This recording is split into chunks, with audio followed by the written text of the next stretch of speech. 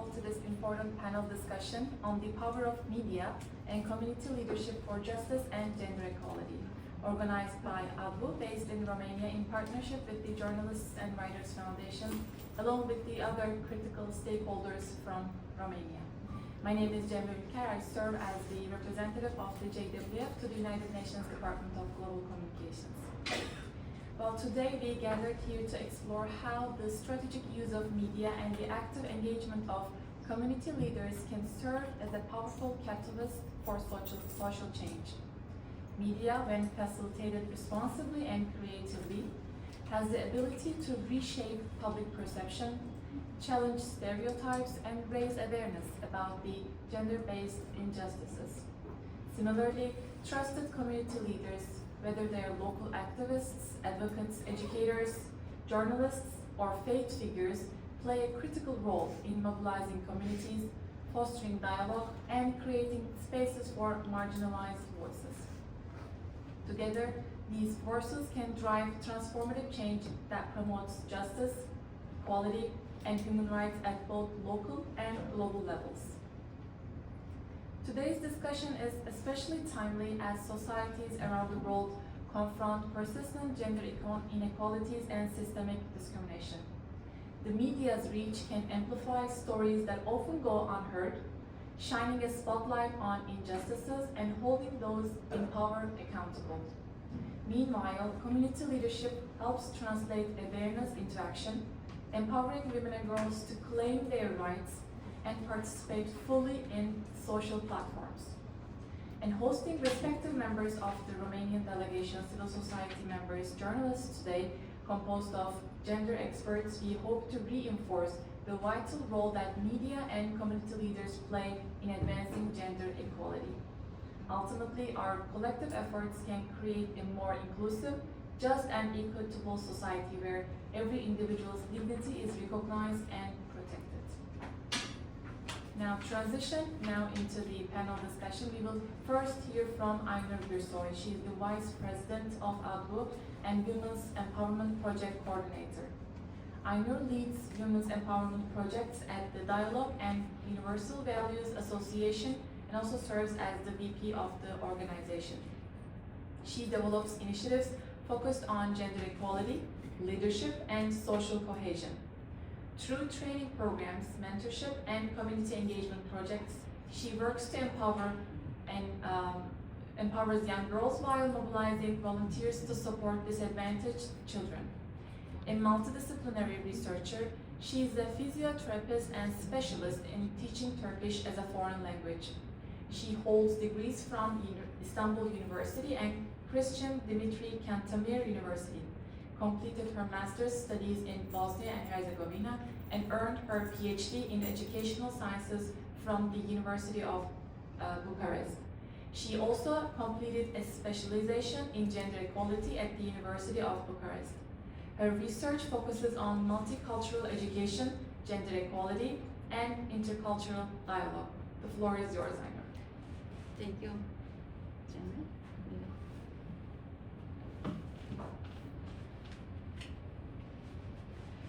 Dear panelists and distinguished guests, welcome our panel.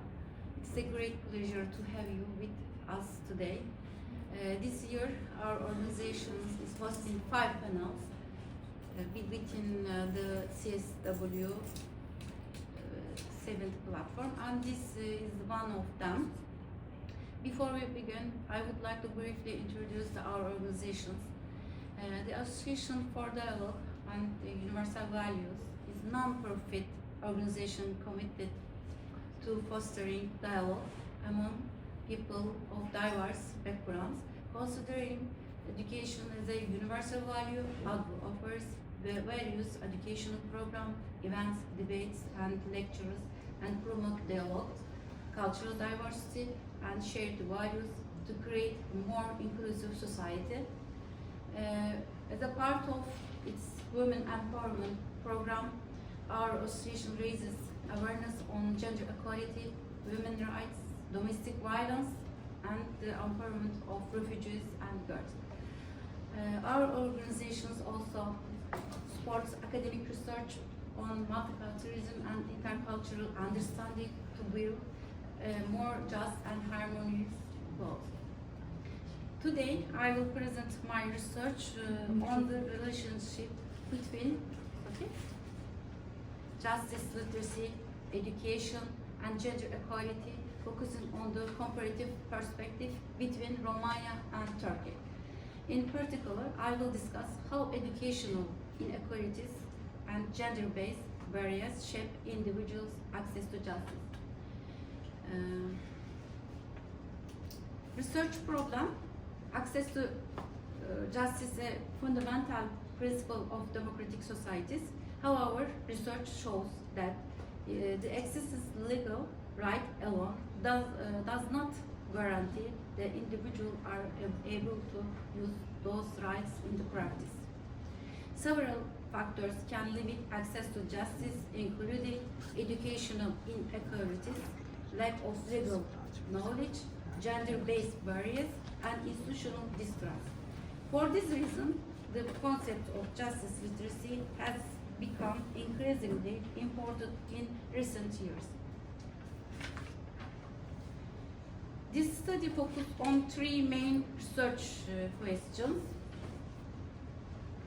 First, how do educational inequalities affect access to justice? Second, how do gender inequalities shapes access to legal institutions? And third, how can justice literacy strengthen individual capacity to exercise their rights?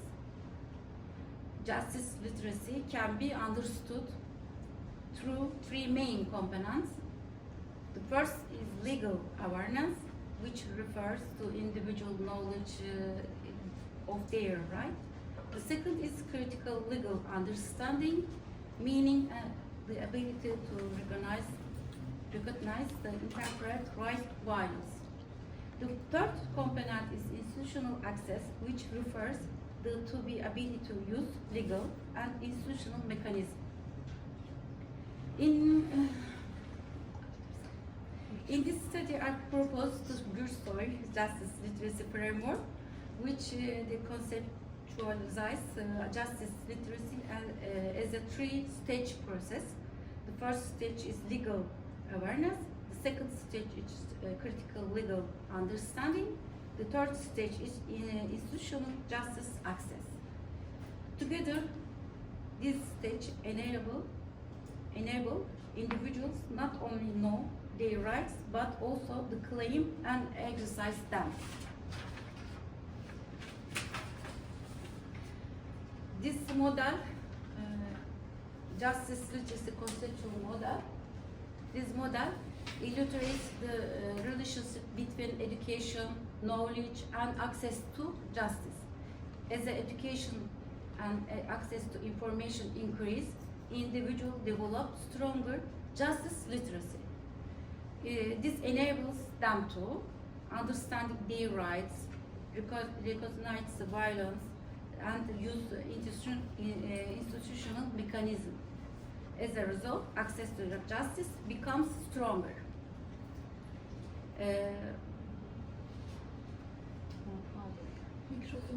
The slide summarizes the overall analytic framework of the study. First, there are structural challenges: educational inequality, gender barriers, limited legal knowledge. Justice literacy provides a conceptual framework for addressing these challenges, and the solution involves inclusive education, human rights education, and gender equality policies. The study is grounded in three key theoretical approaches. First, Paula Frere's concept of critical pedagogy, which emphasizes that literacy not only a technical skill but also a form of social awareness. Second, Bourdieu's concept of cultural capital, which highlights inequalities in access to knowledge. Third, Cherish theory of intersectionality, which explains how multiple forms inequality interact and reinforce each other. International legal framework as access to justice and gender equality are also supported by international legal frameworks. I used my study, I imported instruments, for example, CEDAW, the Istanbul Convention and United Nations Sustainable Development Goals. These frameworks emphasize the importance of equality rights, awareness, and access to justice. Slide.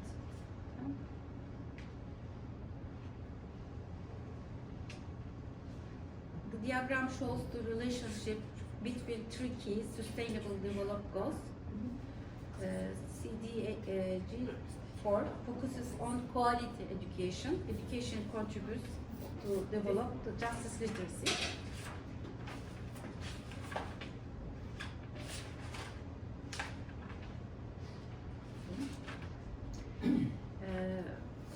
The term support CDH5, gender equality, and CDG16, peace, justice, and strong institutions.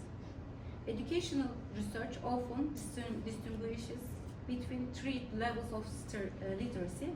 This includes basic literacy, functional literacy, and critical literacy. Critical literacy is important because it enables individuals to analyze social and legal structures. And also PCA data, the graph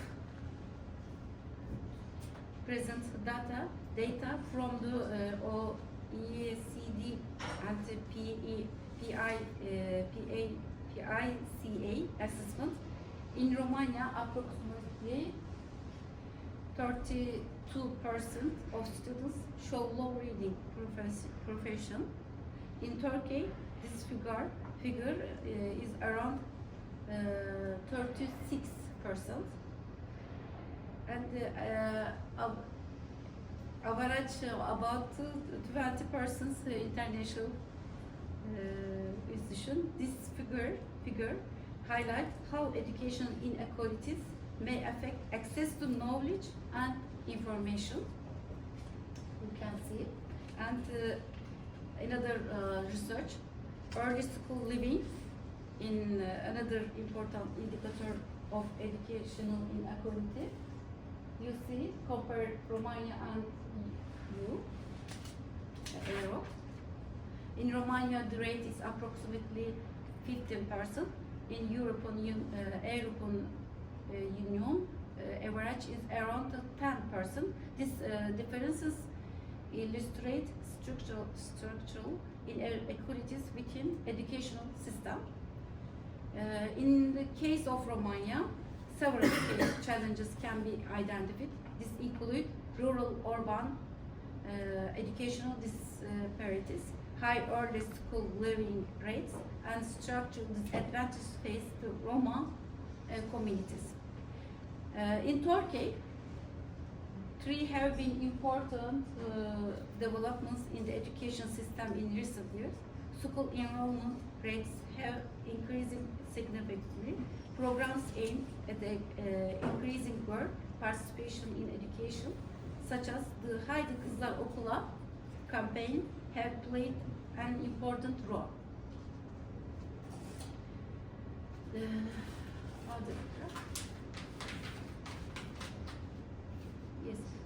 This graph compares Romania and Turkey in terms of several educational indicators. Difference in educational levels and digital skills can influence access to knowledge and information. The factors may also shape individuals' justice literacy. This graph illustrates some of main barriers women face in access to justice. Research highlights several key factors, include lack of legal information, economic dependency, social stigma, and institutional distrust. These barriers can significantly limit women's ability to claim their rights. Okay, maybe digital and also digital technologies can expand access to information knowledge.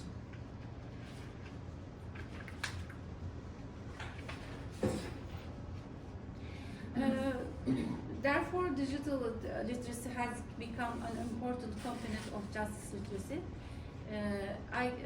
My policy recommendations, based on these findings, several policy recommendations can be proposed. This includes strengthening human rights education, integrating justice literacy into educational curricula, expanding digital literacy programs, and promoting inclusive education policies for disadvantaged groups. Policy model, this model illustrates the relationship between education reforms and access to justice. Education reforms can strengthen justice literacy. Justice literacy then contributes to legal empowerment, and this ultimately supports more inclusive and accessible justice system. In conclusion, justice literacy is a critical concept for democratic societies. Education systems do more than provide academic knowledge. They also shape individual ability to understanding their rights, for especially for victims, women, girls, and participate in democratic processes and access justice. I would like to conclude with this message: justice literacy empower individuals not only to know their rights, but also to claim them. Thank you. Thank you so much, Aynur, for your comparison research study providing best practices of access to quality education. Well, now moving on, our next panelist in line is Andrea Marin. She is one of the Romania's most respected and influential public figures, a renowned TV personality, producer, entrepreneur, and the first UNICEF Goodwill Ambassador for Romania. With a distinguished career spanning more than 3 decades, she has hosted and produced high-level television programs broadcast across 5 continents, earning her the title the Opera of Romania. She began her career at just 18 years old and later became a prime-time news anchor and international correspondent, covering major global events including the Academy Awards. A passionate journalist and documentary producer, Andrea has traveled extensively across America, Asia, Africa, and Europe. She became the first Romanian female journalist to climb Mount Kilimanjaro, producing a documentary broadcast on National Geographic and Romanian national television.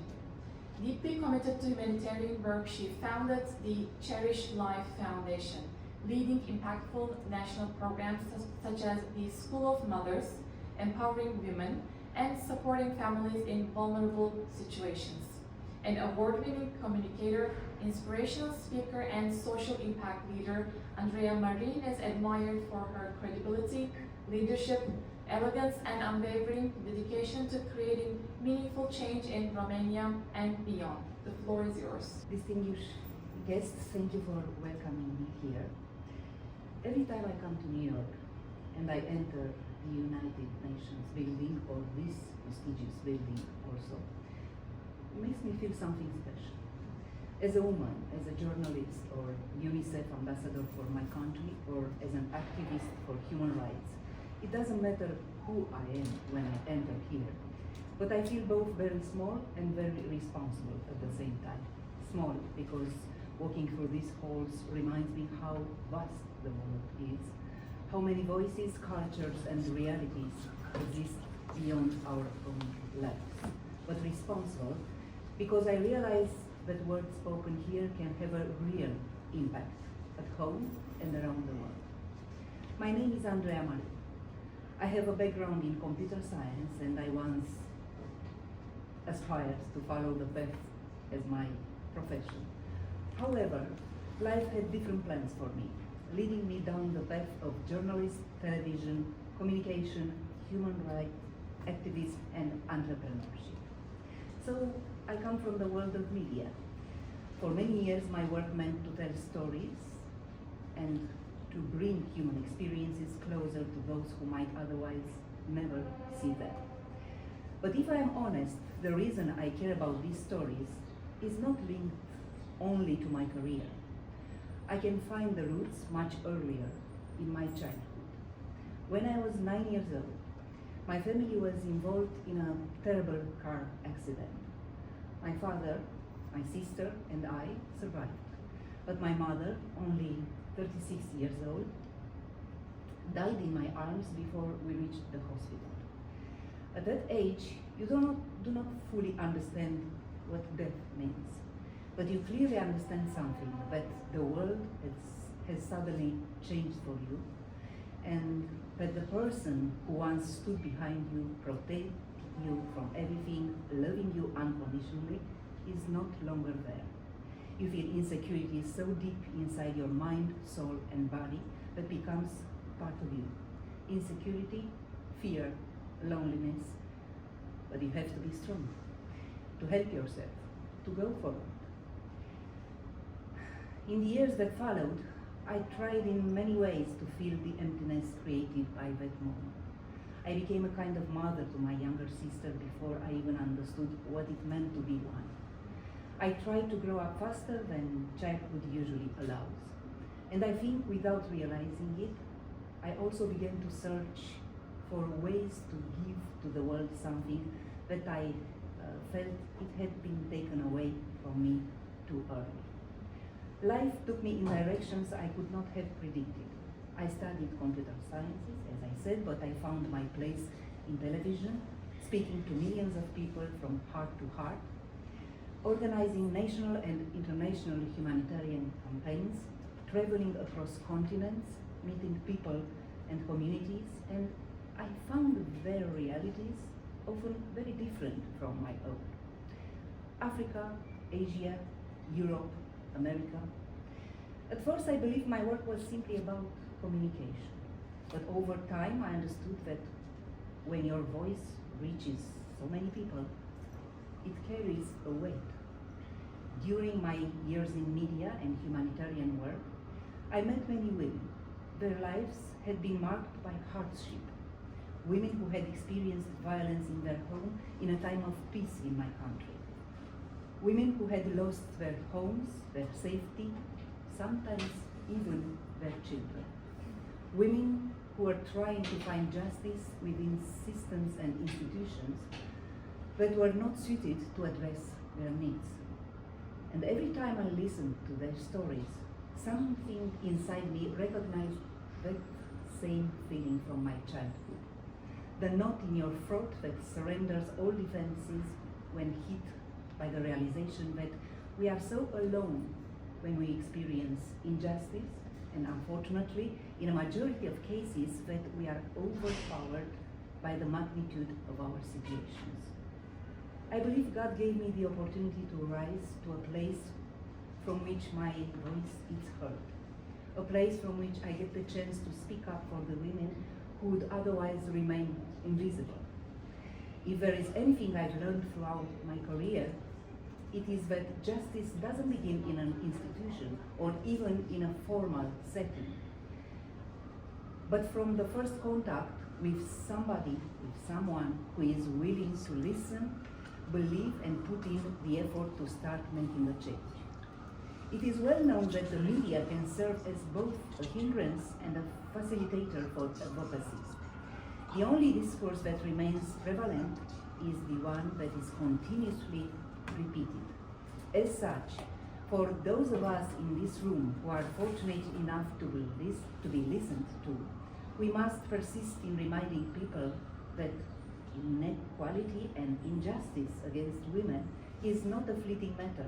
It is not a conversation that can wait for another generation to resolve. It is a reality that shapes the life of millions of women today, now, in this real second. And if our voices carry a weight, then silence becomes a choice we cannot afford. We must use every platform we have to insist that dignity, safety, and justice for women are not privileges to be negotiated, but rights that must be protected.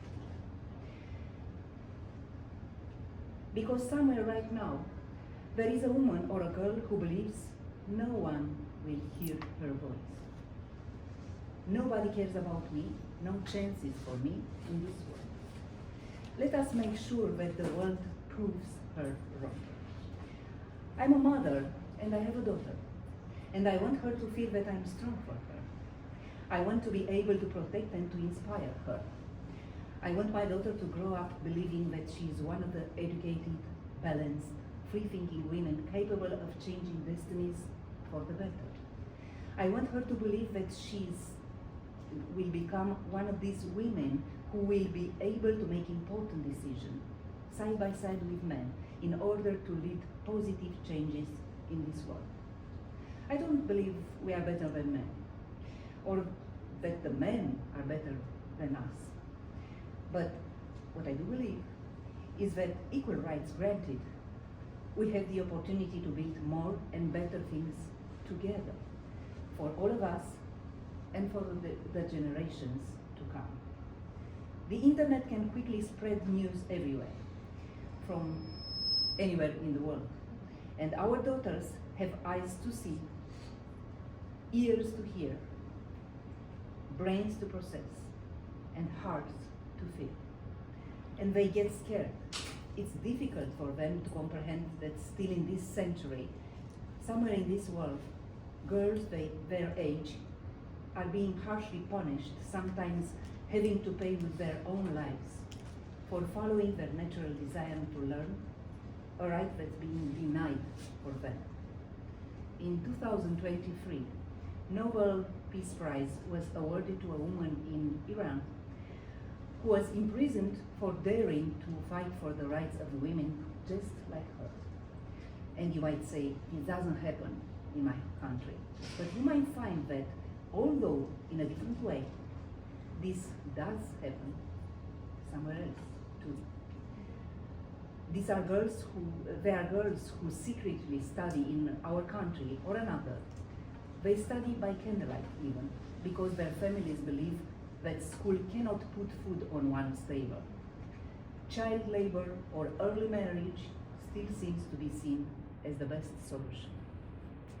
In certain parts of the world, in this very day and age, the discrimination against girls begins even before their birth, with the use of ultrasounds to determine the sex of the child, followed by an abortion, in the case of a female fetus. There, it is not good news to have a daughter. In Romania, the vulnerability of girls can begin with their abandonment by parents for various reasons.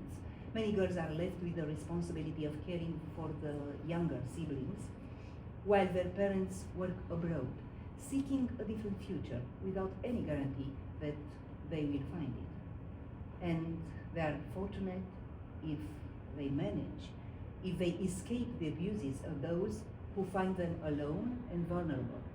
It's happening now in the year 2026. We, the women in this room, accomplished with the power to decide. We can offer valuable information and even protection.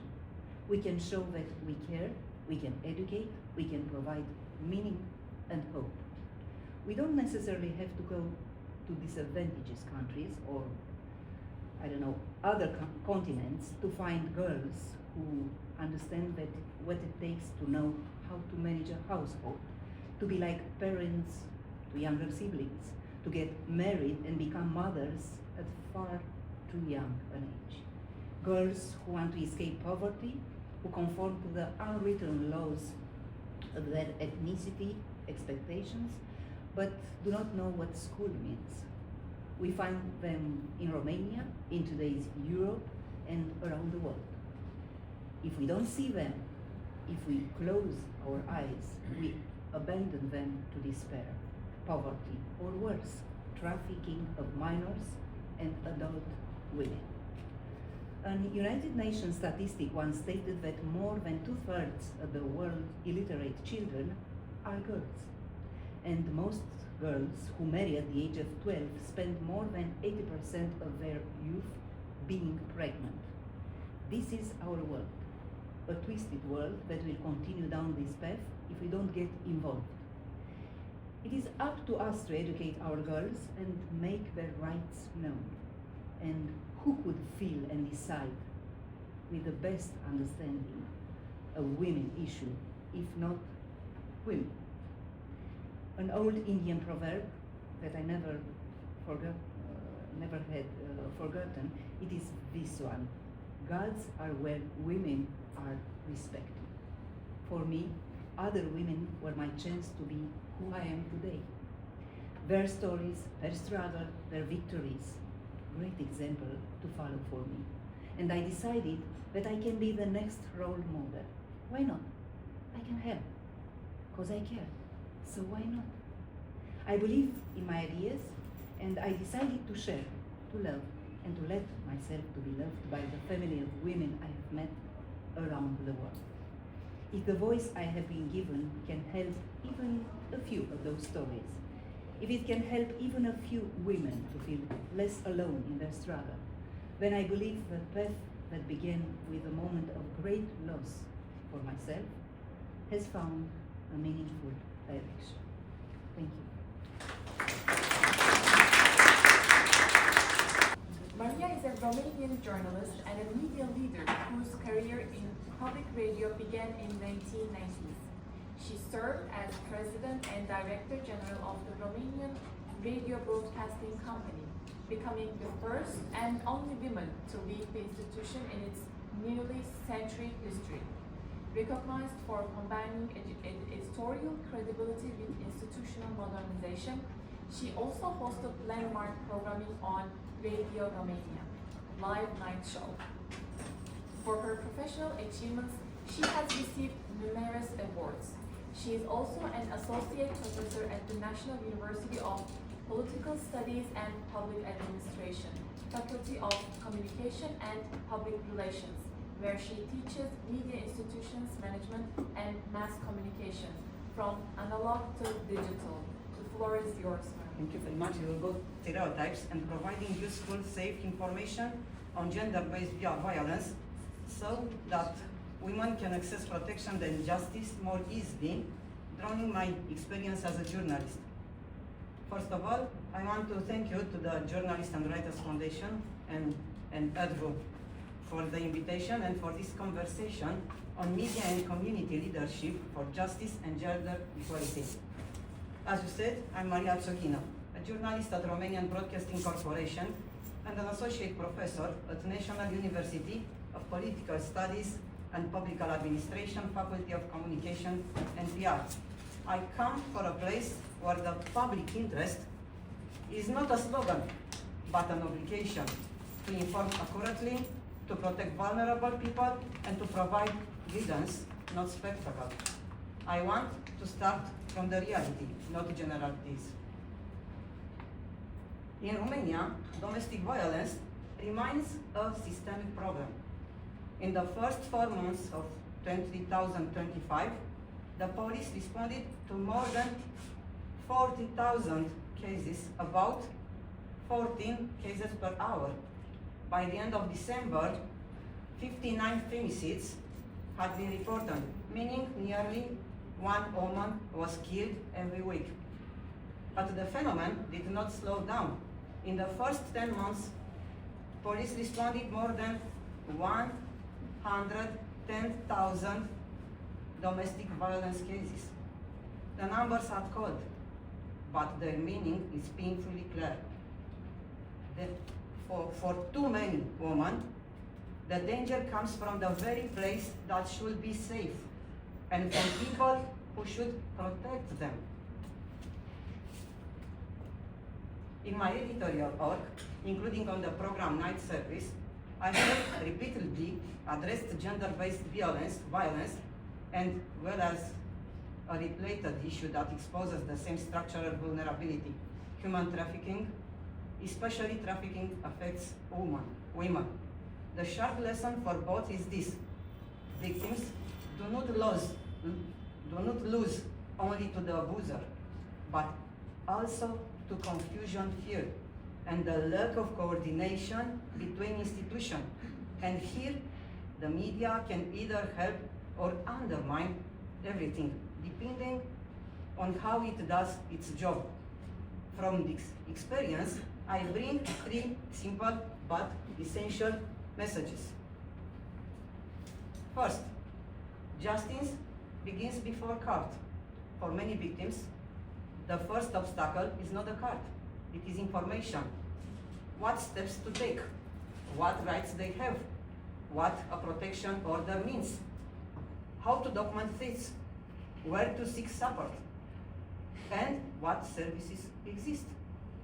Through my night radio show, I have seen that the public needs clear, repeatable pathways, not just another story that ends in the outrage. Second, the media is not just a mirror, it is a civic infrastructure, especially public service media.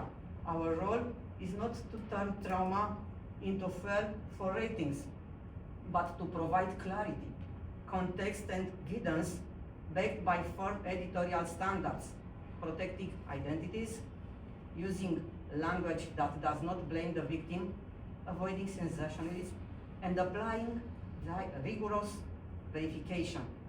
And when we speak about human trafficking, the standard must be even stricter. Careless exposure can increase the risk for the victim, compromise investigation, and trigger mutation for stigma. In other words, reporting is not enough. We have to report safely. Third, community leadership plus media equals scale. When you connect community leaders, support services, education, and credible media, you get a replicable model, information, access to help, legitimate pressure on institutions, and monitoring. In trafficking cases, the community is often the first detector of vulnerability, and the media can turn weak signals into responsible public alerts without putting victims at risk. As an associate professor, I would add something that matters to me directly. Last change comes through training. If journalists are not prepared to understand the dynamics of violence, coercion, dependency, the risk of re-traumatization, and the specific vulnerabilities of trafficking survivors, then the media can unintentionally become part of the problem.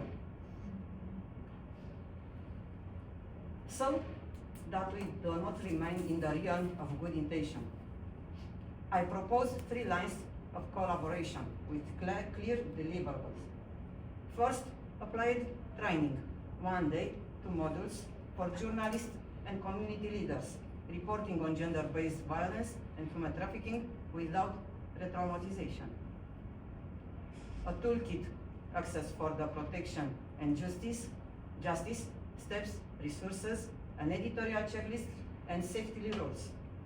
Second, comparative research, university, NGOs, media, with sample indicators, the quality of public language, the presence of support pathways in content, the frequency of follow-up reporting, where data exists, links to reported rates, and the use of protections mechanism.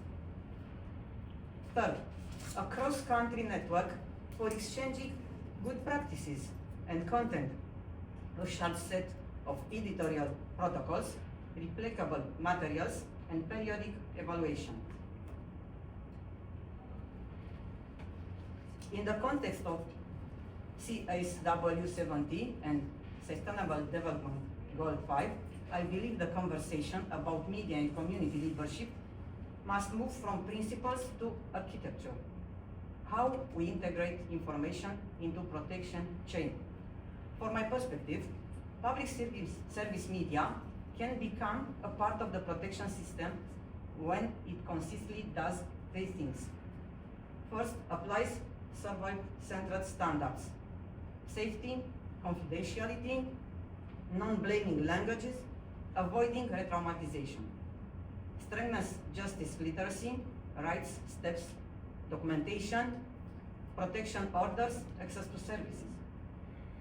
And finally, use coordinated referrals and content connected to real resources, helplines, local services, NGOs, institutions, so that the public is left not only with emotions, but with the solutions.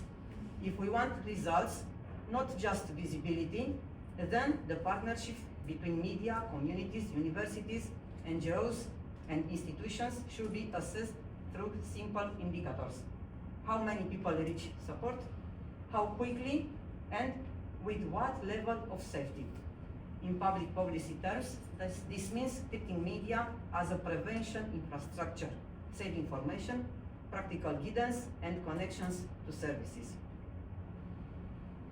I close with the central idea for many women. I close with the central idea.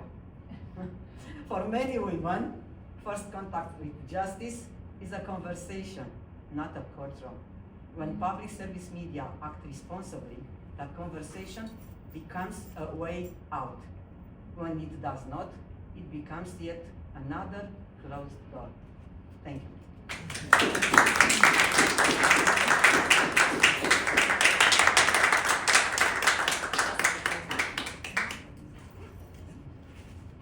Well, thank you for the pandemic, because we do know that while women and girls must be feeling the safest at their domestic setting, 1 in 3 women, in fact, are facing with various forms of discrimination and violence. So your emphasis on how media can provide a remedy and outlet to raise public awareness about this topic was particularly important. And I also want to highlight your reflections on the integration of survivors' lived experiences into building response systems. So thank you so much. That was the part. Moving further with our panel discussion, now we will be hearing from Ramona, Mihăilă. Ramona, PhD holder, is a professor at Dimitrie Cantemir Christian University, where she teaches undergraduate and graduate courses in women's writing, gender studies, literature, and urban cultures. She also serves as the head of the Secretary of State's Office at the National Agency for Equal Opportunities between Women and Men within the Romanian government. Professor Mihăilă is the co-author and co-editor of over 30 books focusing on women's writing, gender studies, and narrative strategies. She has been a visiting professor and research fellow at several international academic institutions and has coordinated and participated in numerous European research projects addressing gender studies, women's writing, literary urban spaces, and social placemaking. Actively engaged in civic and social initiatives, she is involved in volunteer organizations dedicated to education, inclusion, and equal rights. She also serves as executive publishing editor of the Journal of Research in Gender Studies. Over to you. Glad to be here. I will start with a confession, because as Cemre mentioned about my biographical background, after 30 years working in academia and preparing papers and articles and speeches and books and editing a lot of things and so on, and living in a cloudy life, because when you read only books and you don't count on your own research, only what it is written from one book to another, I had encountered many NGOs, and I worked with them being a volunteer. And then I also took a responsibility as a governmental job 4 years ago. So I was on all the sides of the society, just to see how the things work. We have a very good collaborations with NGOs, because we want to help and protect women, and we have a lot of projects concerning the status of women. First of all, I want to congratulate you for all your work, because here there are a lot of people running NGOs or working for them. To congratulate Journalists and Writers Foundation for hosting every year so many panels about this, and not only this, for publishing our work in order to know each other and to know about our work. and to congratulate Cemre for this. And I also want to thank very much the Association for Dialogue and Universal Values for inviting me here, not for the first time, but for the third time. I wish them good luck in fulfilling all their goals, because they are doing many good things and valuable things, not only in Romania but all around the world, being connected to many international NGOs. And I hope that our panel today will be also open dialogue for all of us, and at the end we can talk a little bit and have further projects together. You know, Romania is a very small country in Europe. Because already my colleagues talk about my country and all the problems that we face there, I chose to talk about Romania in the context of southeastern Europe, because we've been part of a former communist bloc, and working with many other researchers from these countries, we discovered almost the same pattern in terms of gender issues. I don't know, shall I have Please point it Ah, there. Okay. This? Yes. This is a very small map, just to have an idea. It is written Balkans down here because the borders are very fluid, you know. Even the Balkans think they are in southern Eastern Europe. Anyway, I focused on these countries in these regions. Like this. Or here I can use this. Okay, I can use this. Of course, coming here to the United States, I tried to find some mutual things, and these are the first women's movement in terms of key issues related to sexual and reproductive health and rights in the region, focusing on abortion, contraception, maternity care, sexual education, and gender-based violence, and LGBTQI services. I'm not going to read all this, only to mention some of the books. The first books concerning women's rights, their bodies' rights, we may say. These are the first books published in United States concerning women's voices in terms of their bodies. Then, concerning the southeastern Europe, as I mentioned, shaped by communist socialism, wars, European Union accession, because not all the countries, not even at this moment, all the countries from the former communist bloc belong to European Union. So they have to fulfill a lot of conditions in order to be accepted. Then, connected, of course, with the United Nations Sustainable Development Goal number 5, that aims to achieve gender equality and empower all women and girls by 2030. So now it is 2026, so we don't know how the things are going to change in the next 4 years, but at least we have this target, and let's hope that we diminish the huge differences. I will skip some of these because there are a lot of information and I don't have enough time to tell you about this. One of the reasons women don't have all the rights in the world, I may say, in this region of Europe is to be blamed for, we may say, the religious organizations, because not all of them understand many of the things. I mean, if you analyze things in a religious key, of course there are many differences, but otherwise in many countries there are a lot of the official religious organization, but a lot of other small organizations that whenever women's organizations try to do something, the next day they write a lot of letter of complaints, and the institutions instead of working on the laws or something like this, they have to reply to all these organizations. This is the case of Romania also. For the national agency, whenever we try to work with the Ministry of Education, for example, to implement something, or the next day a lot of a letter of complaints from, I don't know, tens of these kind of organizations. This is a very short survey concerning the countries in these regions and how this is the problems identified by themselves in this area. Albania, Bosnia, Herzegovina, as you can see, they are almost the same problems all over the world.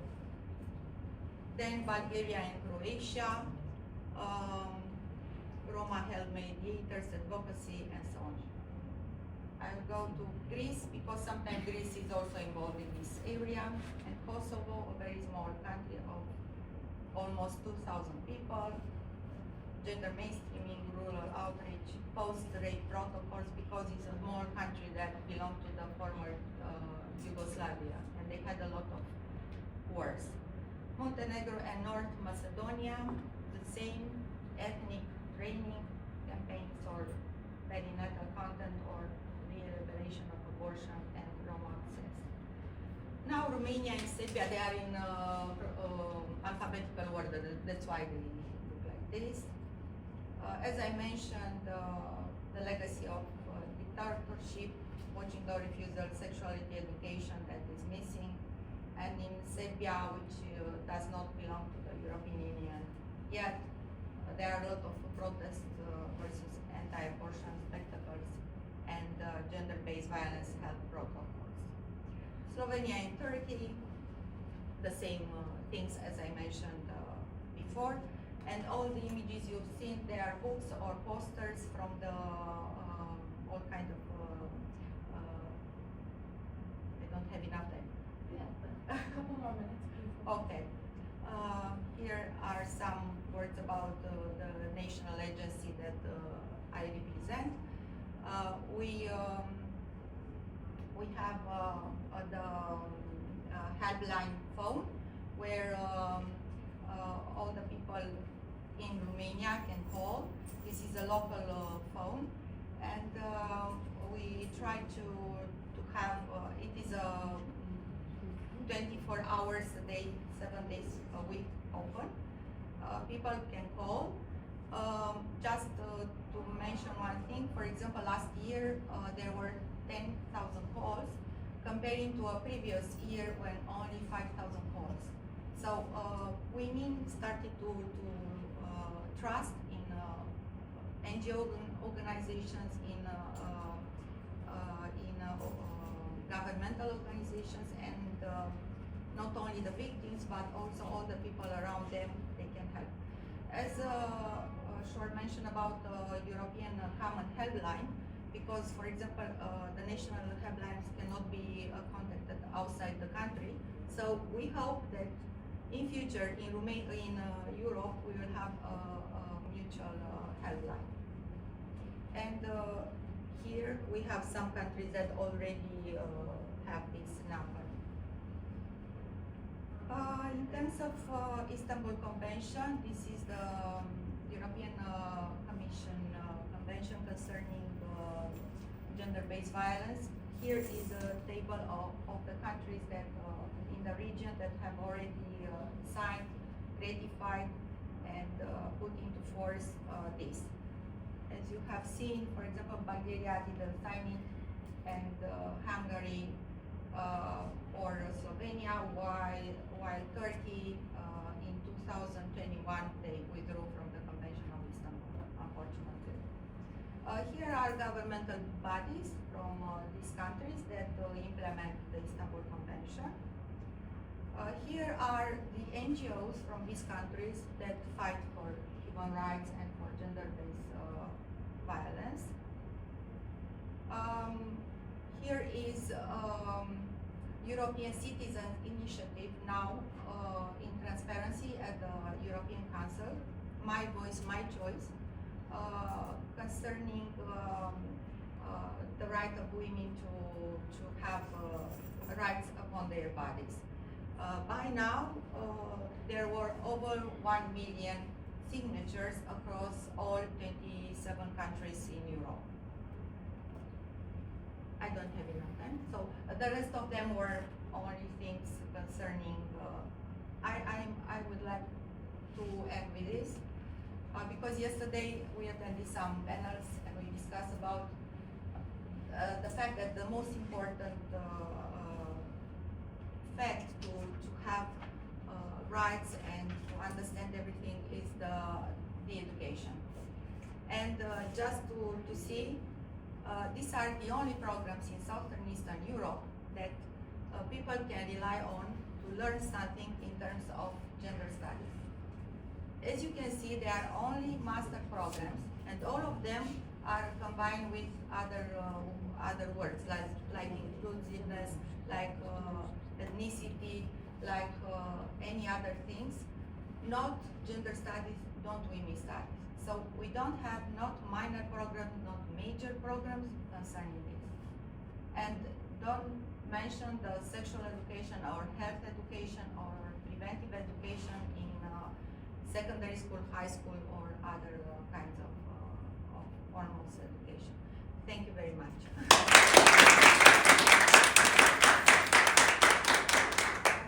Thank you so much. I love when academics are involved in civic spaces, advocacy spaces, because it's very valuable.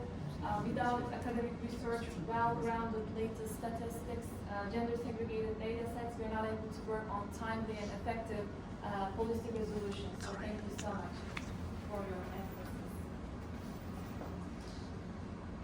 Moving on, now we will be hearing from Marcela Preda.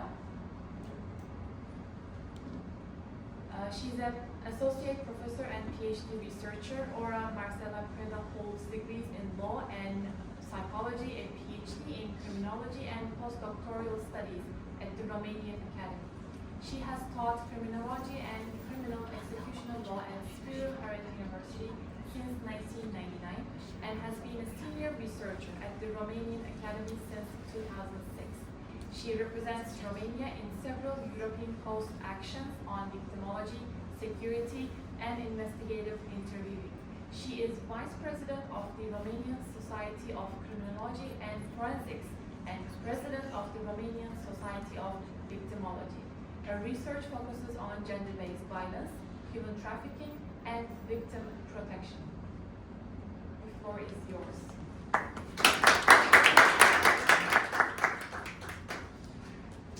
Hello everyone. Thank you for choosing this panel today, and thank you to the organizer team for giving me this opportunity to speak here today. I hope I will manage with the technology.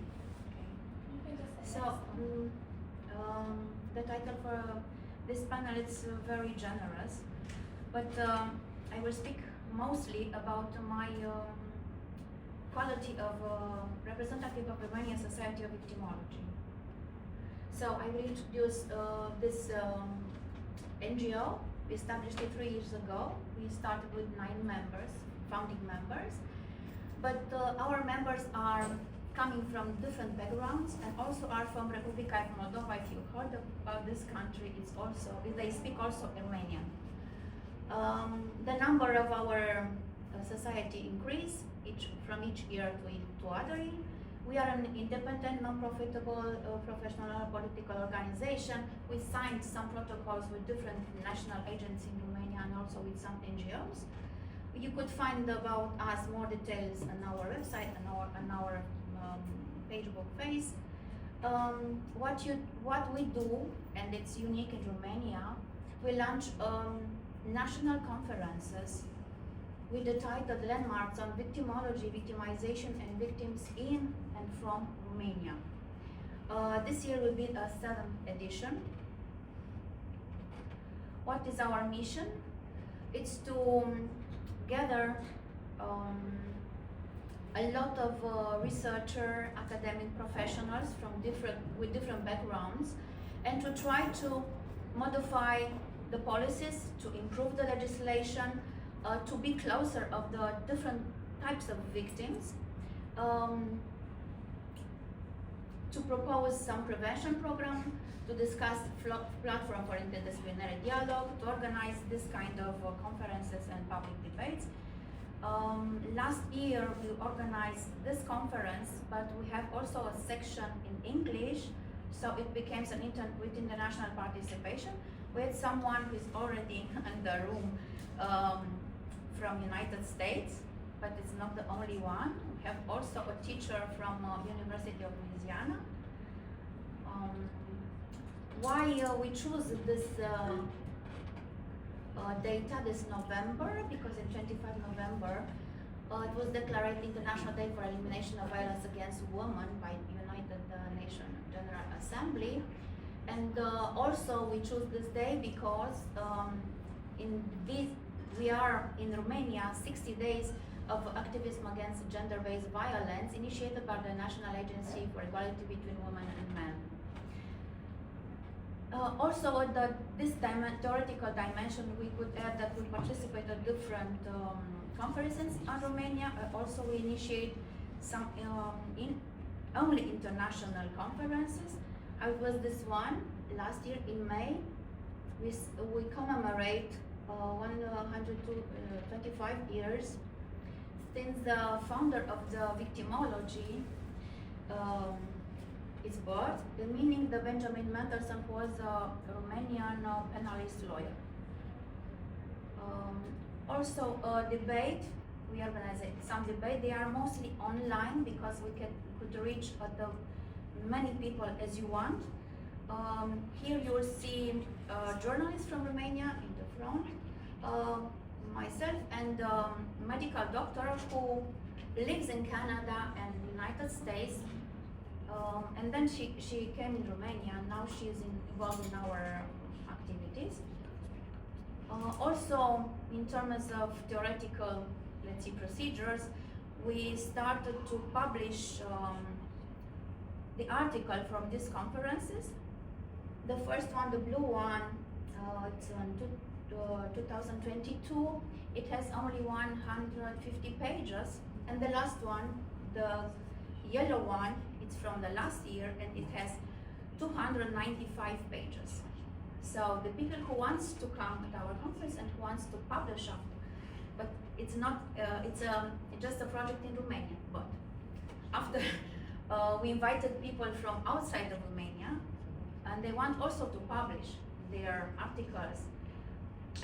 So we take measures and publish just in English a Romanian Journal of Victimology. I bring with me just this issue, but if someone is interested, I could give you a good offer, or should I give you my card to write me and Your to credit card. involve? Sorry. And the password, please. So I talked till now only about the theoretical dimension, but we also last year initiated a new applicative research in terms that we thought that have to release a victimization survey in Romania.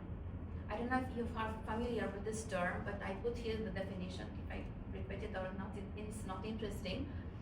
It's a research technique that interviews a representative sample of people about crimes committed against them, regardless of whether those crimes were reported to the police. Actually, you have in the United States from very long time a national crime victimization survey, and I'm inspired a little bit from the question from this questionnaire. It's very, very important in our country because, as my colleagues already underlined, there are a lot of women who are calling at the National Agency for help. Also, in the report of the Minister of Internal Affairs, there are a lot of women who are beaten, but they don't know what to do. So we saw that if you launch this kind of victimization survey, you'll get closer for many victims who hasn't have the courage to complain either to police, either to NGO, either to our social services. So this is the reason for which we wanted to spread this victimization survey. We put in this victimization survey around 31 questions. 22 are split in two parts, meaning the first 11 questions are about a potential victim that the responder knows already, but he knows that the victim doesn't go to the police or nowhere. The other 11 questions are regarding the responder, if he was and she was one time the victim and she didn't complain. And we have also some factual data, gender, age, occupation, residential area, education. But I think the most important thing is that in this questionnaire we don't have data about name. So being anonymous, they could be more courageous to say exactly when and what is going on.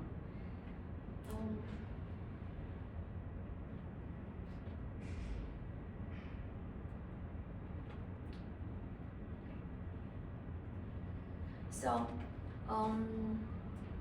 if you know this kind of survey, they have two phases. The first phase is a pilot phase. So, I could make now a correlation with the other profession that I have. I give my students for the first one this questionnaire to see how they report to them, how they complete this form, which we have to improve because we are sociologists also in the background of this questionnaire, and then we improve. After we improve this questionnaire, we make a Google Forms and we spread this Google Forms on our website, on our Facebook, and between us, because a lot of people, could reach on this. And after this, we find out that there is a lot of secondary victimization in our country. A lot of people don't report this crime, and the reasons are, I don't know if it's I don't have any criteria for this. Just lack of trust in the criminal justice system, and mostly in the police force, also in the professional from the social services, also in the personnel of the hospitals. There are in our country a lot of transgenerational prejudice, because let's say just one of this, we have a lot of Romanian families. The beaten is broken from the heaven. So we have to educate the people that is not like this. Then insufficient education, lack of awareness, victim fear about retaliation, and they are experience the shame and guilt. They believe the crime is too minor or too complex to pursue. There is also cultural acceptance. Also, sometimes the families are on behalf of the offenders, and also a lot of victims, they are not have enough time to provide the evidence, so they prefer to stay in a darkness, to stay in a shadow, not to be proactive. Instead of conclusion, some perspective for our association. We are helping also different types of victims if they get to us, because we are in our association lawyers and psychologists. Some of our psychologists are psychotherapists. And the first session, where is a general assessment, it is for free.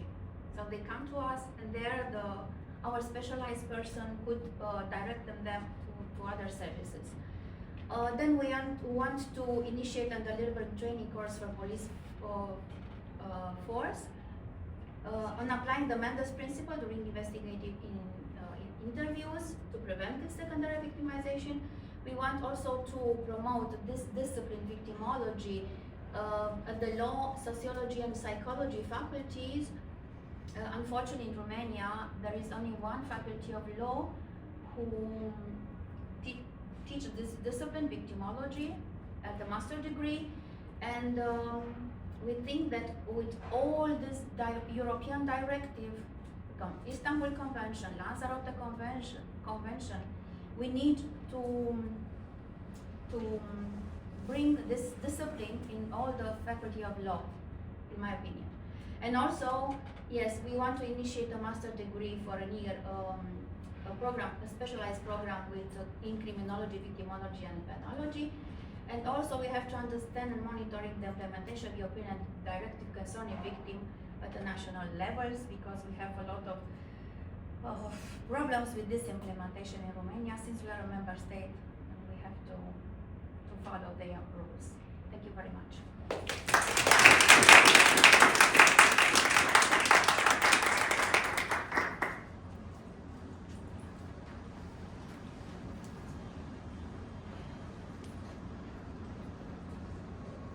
Thank you so much, Aura, for your remarks. I loved one of your titles, From Victim to Winner. That was empowering. And how we use media literacy really determines the trends of public discourse and coverage of violence against women. So thank you so much. Your presentation was quite insightful. Well, we have about 10 minutes of an interaction discussion session. And I would love to break the ice with a thematic question addressed to any panelists who are interested in responding. And I'll have questions, comments, or any reflections from your side for our panelists. So UNESCO recently reported that about 73% of women journalists are facing online threats. And 1 in 4 of these women are experiencing offline harassment as well, in direct relation to the online threats that they are receiving. And only about 10% of these female journalists are reporting the violence that they are encountering. In our panel discussion, we have been speaking about the importance of media members to report such injustices, but how about the women media professionals themselves or human rights defenders? Would you like to have any reflections on what kind of trends do you think women journalists are reckoning with these days? Go ahead. In Romania right now, we are discussing this, and for instance, I don't know if you saw Prețuieste, I think, and other media channels, they are discussing about specific cases of journalists who have different kind of problems, not only online threats. This is something small, I can say, you know. Minimizing. No, but this is something small, only online threats. If you have online threats, you can block, let's say. But in real life, you can have threats. I mean, you can be in danger, for sure. And we are discussing this around the society. And of course, it's not okay. You don't have to be afraid to do your job and to talk about those things. But as I can see this problem, it's part of my job somehow. And every day I have these threats. Not today, from 30 years. So I really consider that I have to do my job. I have to continue. I have to make my voice heard. Bravo on your stance. What can I say? But it's possible to have real problems in real life. It's possible. But it's possible if you are a doctor, if you are a teacher also, if you have another kind of job, it's possible. We live in a crazy world, but we have to continue. In regards to your reflections, many of the women journalists or human rights defenders are imposing self-censorship on social media, reporting these injustices, and a majority of them even withdraw at some point from their professions. Any other panelists are interested in sharing? No, I want to say another things. I agree with Ramona. We need education. As a journalist, as a public radio journalist, I believe that is the solution. To have more education from the kindergarten On media literacy. on media literacy, not only media literacy, gender equality, to be empathic each other, and otherwise, I think we must put in front of our programs success women, success examples. Because if we speak only about violence, because if we want to make audience with crimes, we didn't have a solution from that situation. It will be more bad than now. Thank you. In fact, we are here because we are invited by the Association for Dialogue and Universal Values, and this is what they do. They are trying to open the head of the brain of everybody to the dialogue and to the real values. Ignite new perspectives. Absolutely. Do we have anybody? If you could please introduce yourself briefly and pose your question or comment. Okay, Andrea Marin. I'm from the Torture, Abolition, and Survivor Support Coalition in Washington, D.C. We work with survivors of torture. My question for Ramona, since you did a comparison of the different countries in southeastern Europe, where are the greatest threats to abortion rights out of those various countries? And does it have to do with the strength of the church? And again, comparative, where are the greatest problems of domestic violence also, relatively speaking, when you compare the different countries? I think they are the same numbers, due to religious reason, first of all. But then, for example, there are countries, as Romania as well, where abortion is for free, for example. But the doctors don't want to to do this. They say from religious reasons too, but in fact there are money problems because, for example, they work in the public system and in the private system, and they don't do it in the public hospitals, but they do it in the private hospitals. Otherwise, in Poland, abortion is banned, so they cannot, and they travel to the neighboring countries to do this. So they are not punished if they go in another country, but not in Poland. Then I had some slides about teen mothers because Bulgaria is on the first place and Romania on the second place on teen mothers. And for example, there are moms of 11, 12 years who have one kid, two kids. I am volunteer for one organization that takes care of them, but also the governmental bodies have a lot of, we may say, houses where they can live for 1 year, 2 years, 3 years, and they can live there, work, find a job, and so on. But then, unfortunately, when they leave these places, they go back to the men that raped them, we may say, because when you are 11 and the person who you had sex with is 18, this is, we may call it, now we have laws that punish the persons. I mean, the difference between the victim and the raper, let's say, is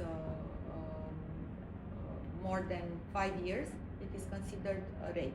Otherwise, the women of 11 years old consent to have sex. So many times, because yesterday I listened to your presentation and I wanted to ask you, for example, you were in Turkey and you were present in hearings about how teen moms and so on and many other women were sent to prison because, and I wanted to ask you how many women judges were there? 0. Ah, yeah,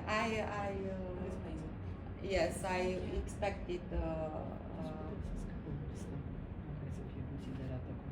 yeah, and yes, now there are debates to the limit of age to be smaller and smaller, and for example, Italy, which is not from the area I talked about, Italy now sent to life prison men who kill a woman. So femicide. Yes. So in many other countries, the punishments are not so harsh. That's why we have a lot of femicide in these parts of, all these countries, former communist countries, are very patriarchal, very, and men thinks if they marry a woman, they Have power. the power, and if the woman decides to leave them, they better kill her instead of losing her forever. Thank you so much. Uneducated. Uneducated. Thank you. I'll give the last opportunity to Melissa, then we'll wrap up. Thank you. This is a question, maybe for whoever you want to answer, but you talk about victims. And I know I'm a lawyer, from the process, it has an importance in our role in the process, of course. But from semantics, now from the journalist, it's a bargain. It has something, the shame, or maybe somebody that couldn't defend himself or something like that. Do you think, is it possible to change that semantics for victim, of course, but also as an empowerment term for women to not feel shame or afraid or that, stress, because of course, like this French lady says that the shame must change sizes, okay? So do you think there's a way we can just change the meaning of the word? Yeah, of course. And the solution is simple. Talk and talk and talk and talk again and again and again without being tied to it. And education and Yeah. support. Yeah, Education this and is- support. This, yeah, and this is Viewers. education, in fact, Yes. when you talk, even when you talk with your child. I remember when the doctor and the psychologist told me, did you explain this to your daughter? Because women, which are afraid, are like kids. They're so afraid they cannot think straight again, So the doctor told me, did you explain this to your daughter? And I said, yes, I told her. How many times? What do you mean? How many times did you explain? Once. And do you expect her to understand? If you explain only once, you have to repeat. And you don't have to be tired to repeat. And you don't have to be tired to explain in different ways. Once you explain by joke. Once you explain with other examples. Once you explain in another way. I mean, you tell the same story in different ways till somebody in need understand the story. Because maybe you are not on the same level of talking with that person. So you need to explain, and you need to gain the trust of the person who is frightened. It's not simple, but for sure it's not impossible. I do this every day because people somehow trust me, and the women write to me again and again and again. And now I will begin a new campaign for educating women, and I bring nearby me women with solutions, because they don't believe any more theory. They need solutions. They need real guidance. I mean, so that's the solution: to talk again and again and again. Thank you. Thank you. Very shortly, please. Yes, as you say, you are a lawyer, and I'm also graduated law faculty. In our legislation, we have two terms. In the civil legislation, we are talking about victim, types of violence, and right of the victim. But if you move the discourse in the area of the criminal code, we are talking about injured person. If we go outside of this legal framework, we are talking about survivors, not about victims. So we like to believe that we give them a hope, an optimistic way to feel themselves more survivor than a victim. Thank you. Thank you, Aura, for the addition. Well, today we discussed how fundamental it is for quality education and justice media literacy for strengthening access to justice systems, ensuring women have equal systems, ensuring that they have remedies of actions for the injustices that they face. And I hope that today's discussion ignited some new perspectives in your minds. So thank you so much for your time. Thank you.